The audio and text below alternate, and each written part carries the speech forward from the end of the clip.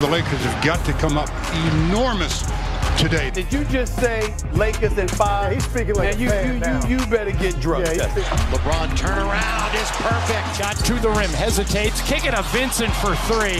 They will not miss from 3. OKC, KFC, UFC, Lakers in 5. He's nearly falling out of bounds. Here he goes, LeBron James. Luka turns, leans, shoots, scores. A circus shot by Luka. Boy, if there are statement games, this was one. FGA, PGA, UFC.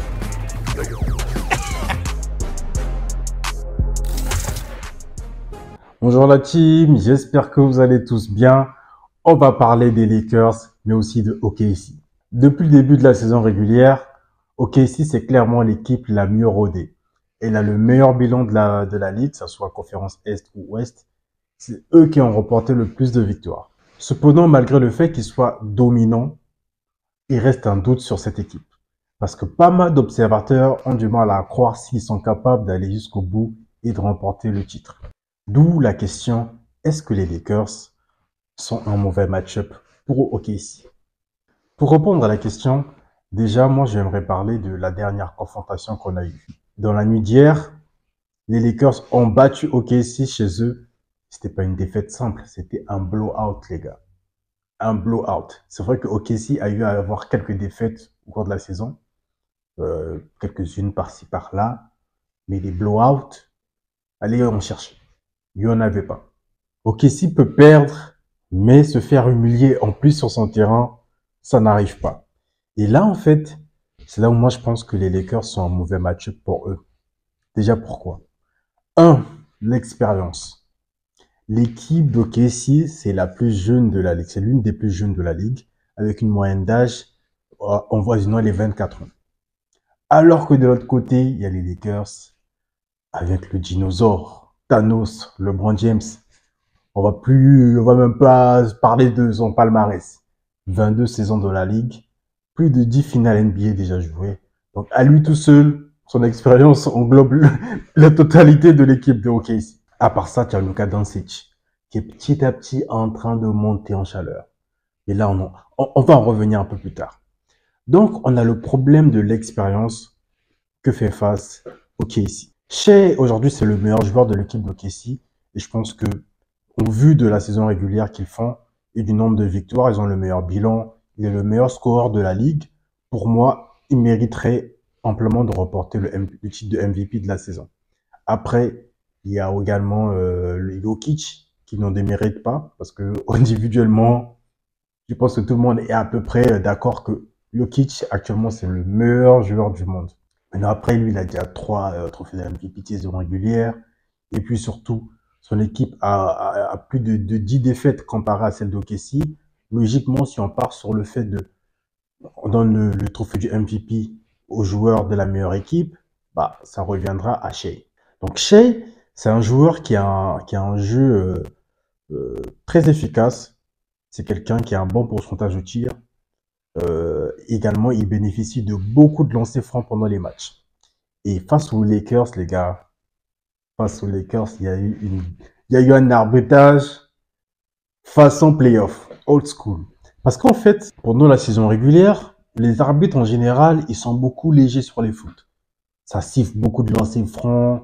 Et c'est un peu énervant à regarder. Donc ils enlèvent quasiment la totale physicalité qu'il peut avoir dans le jeu. Donc ils sifflent beaucoup de lancers francs et le jeu de Shai repose énormément sur les lancers francs. Et face aux Lakers, on a eu 0. Moi je pense que il est très bien pour lui qu'il reçoive ce signal-là dès maintenant. C'est-à-dire qu'il expérimente un arbitrage à la dure. Parce qu'en playoff, ça sera ce type d'arbitrage qu'il va recevoir. Ça me rappelle un peu James Harden à l'époque, quand il dominait la ligue, il était meilleur scoreur, 38 points de moyenne par match. Bah, son jeu également reposait énormément sur les free throws. Il allait à 11, 12, 13, 15, 16 fois par match au lancer franc. Et en playoff, bah, une fois qu'il jouait, il était en pleine action et qu'il ratait son shoot.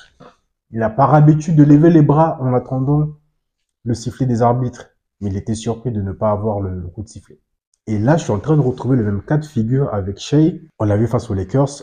Quand il a raté ses shoots, il s'attendait automatiquement qu'il y ait un sifflet. Mais non, les gars.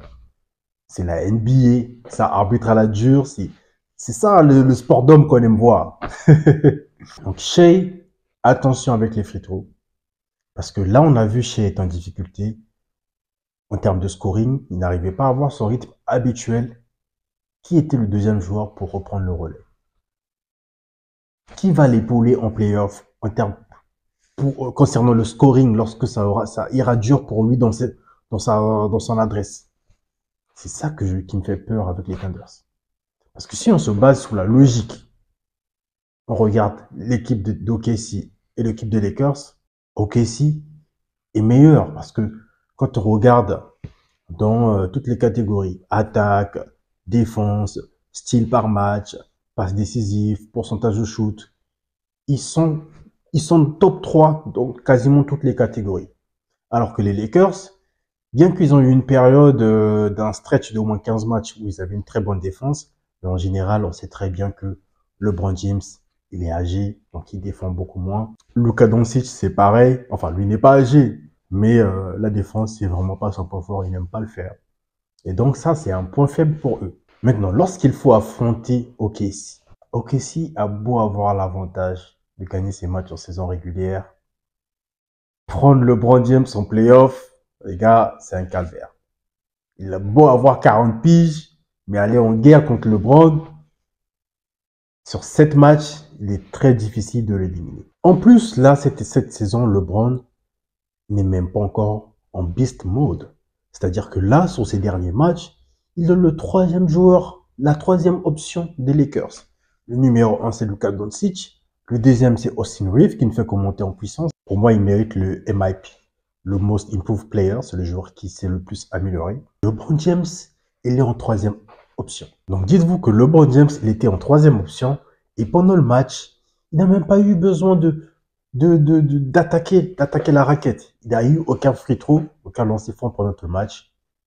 Parce que, à côté, c'est la première fois de sa carrière que il a il a 2 joueurs qui sont capables de faire du playmaking dans son équipe à du haut niveau. Et donc, par rapport à ça, le manque d'expérience, le manque de fiabilité dans le jeu de Shai, lorsqu'il y aura un arbitrage à la dure, le manque de fiabilité sur qui peut step up et porter OKC sur le scoring en playoff si Shai a des difficultés.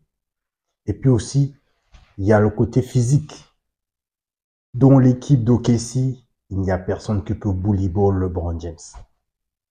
Personne. Et ça sera un problème en playoff. Donc, pour ces différentes raisons que j'ai énumérées, moi, je pense que les Lakers, ils sont peut-être moins forts que OKC en saison régulière, mais en playoff, ils restent plus dangereux qu'OKC. Après, je peux me tromper.